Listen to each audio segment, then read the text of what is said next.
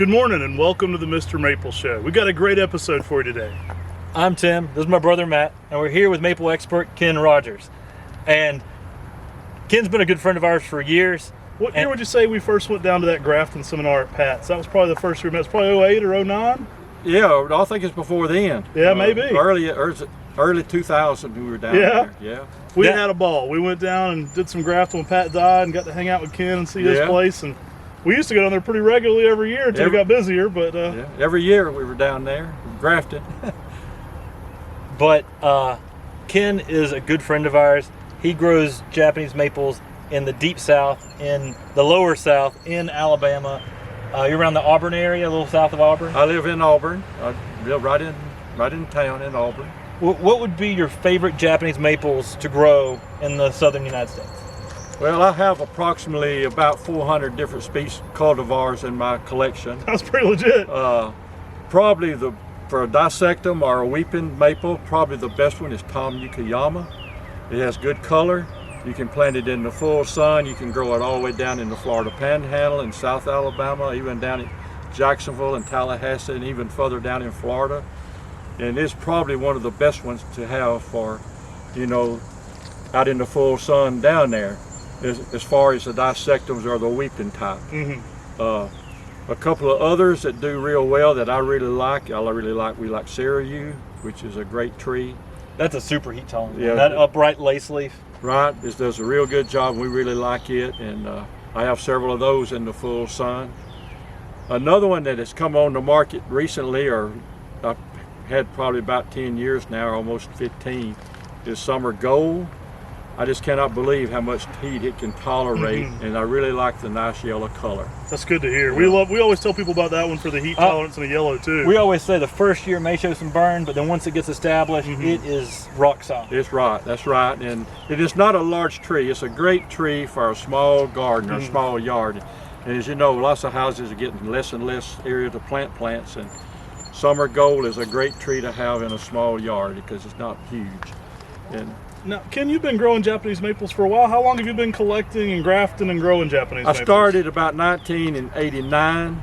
I bought the book, Trees, and I think it was the second edition. So when it came out, because I always felt I would go back to North Alabama to live, but I've never gotten up there. And so I started grafting in 91. Wow. And so I've been grafting ever since. And most of my trees are ones I have collected, signs from friends and things, and I purchased a few trees and graft them, and collected mine. My collection is basically, and most of my collection is basically dwarf types. I have a lot of the witch's broom dwarf types.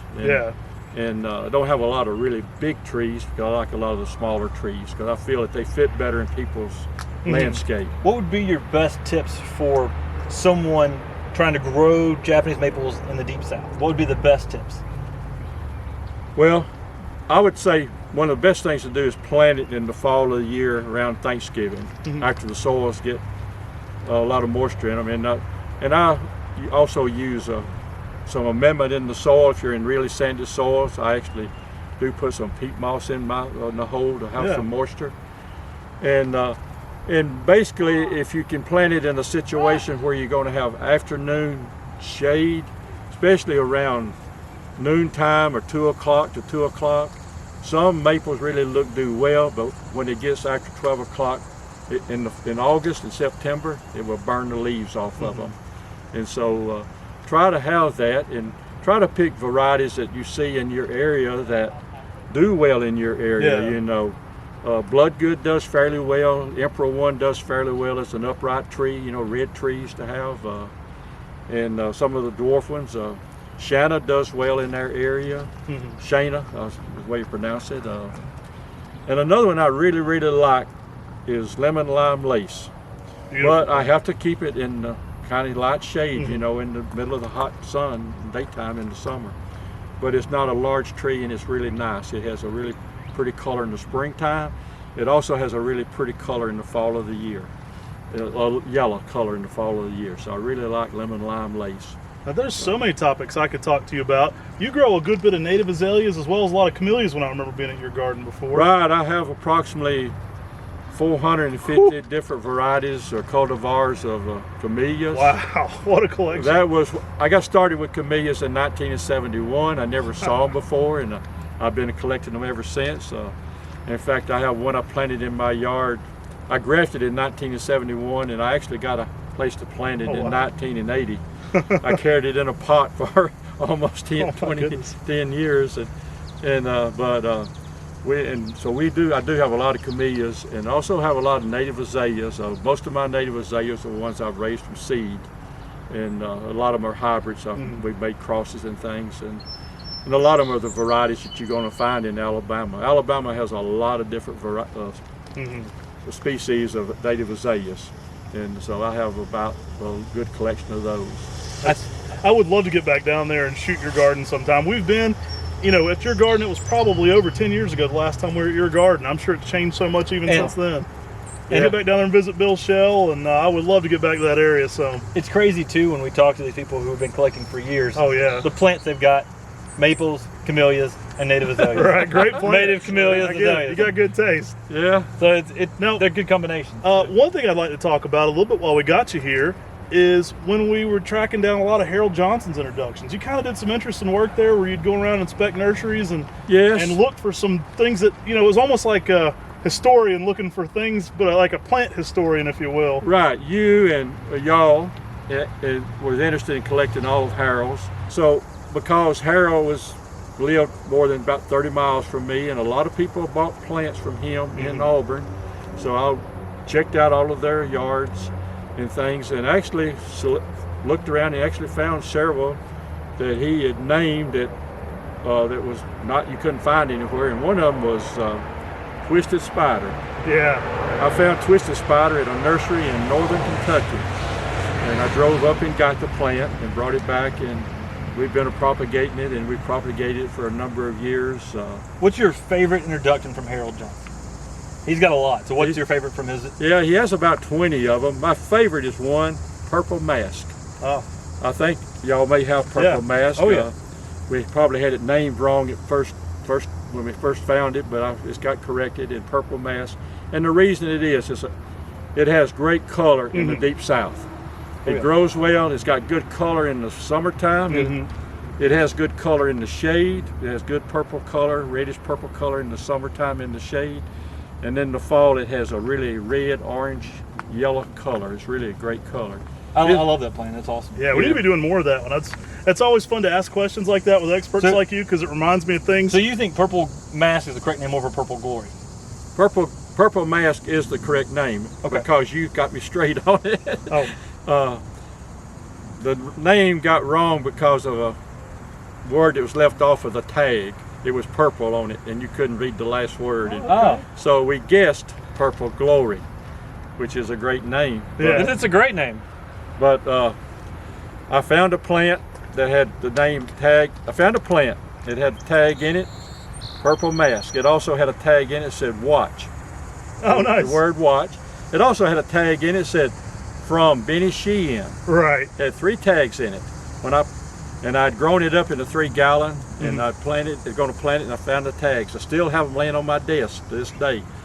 And I brought you plants of Purple Glory. Yes, sir. I brought you plants of Purple Mask, and we went and looked at Purple Glory, and they're identical, And not only grafter, collector, but plant historian here as well, right? We can add that one to the resume. Yeah. Now, I know you're an expert grafter. We talked about that a little bit.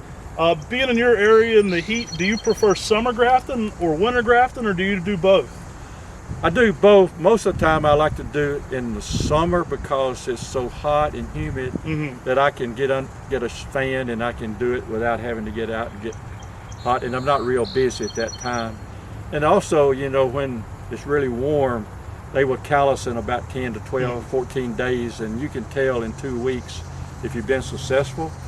So I do it then mainly because of the weather, but this past year I did all my grafting in February. Put my rootstock in a greenhouse in January, and I grafted it in February and had it ready to go, in April.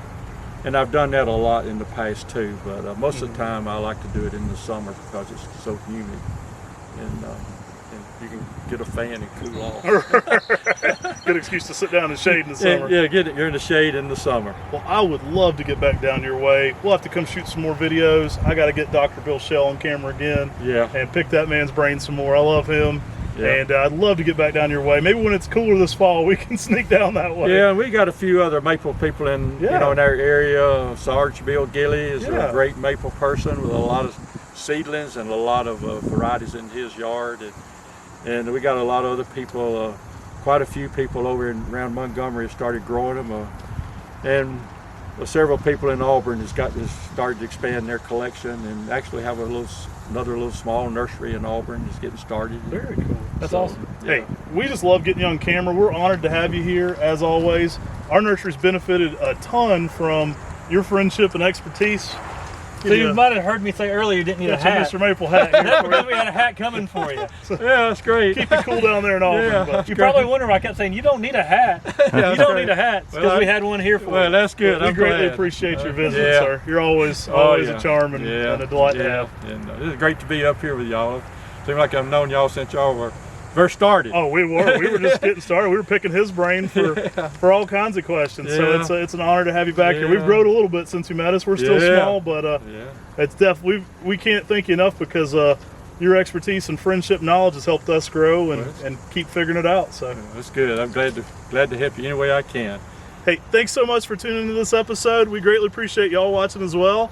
Take care God bless. and have a great day. We'll see you someday.